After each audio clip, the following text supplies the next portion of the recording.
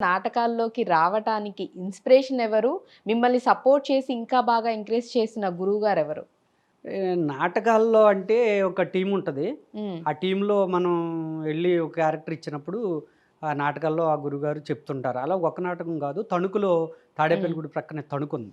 Okay. రాజ్యం గారని ఒక ఆమె ఆవిడ ఎన్నో నాటకాలనమాట. హ్మ్.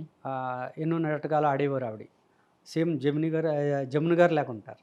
ఓకే. ఆవిడ ఎన్నో నాటకాలు ఆడితే ఆవిడదో టీమ్ పెట్టింది. అందులో హ్మ్. మేము చాలా నాటకాలేసాం.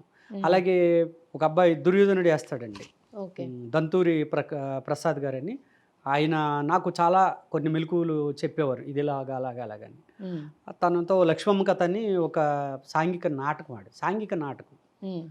అందులో నేను హీరోయిన్‌కి బావగారు క్యారెక్టర్. మంచి క్యారెక్టర్. రైట్. దానికి మా టీమ్ అందరికి నంది అవార్డొచ్చింది. హుహు. అది మన రాజమండ్రి ఆనం కళా కేంద్రంలో నంది నాటకోత్సవాల్లో హ్మ్. మన అప్పుడు ఎంపీగా ఉన్నటువంటి మురళీమోహన్ గారు, హ్మ్. అప్పుడు సీఎంగా ఉన్నటువంటి చంద్రబాబు నాయుడు గారు ఆ ప్రోగ్రామ్స్ కాంటాక్ట్ చేసి, ఆ ప్రోగ్రామ్ చేసినప్పుడు అందులో చంద్రబాబు నాయుడు గారితో నేను అవార్డ్ తీసుకున్నాను.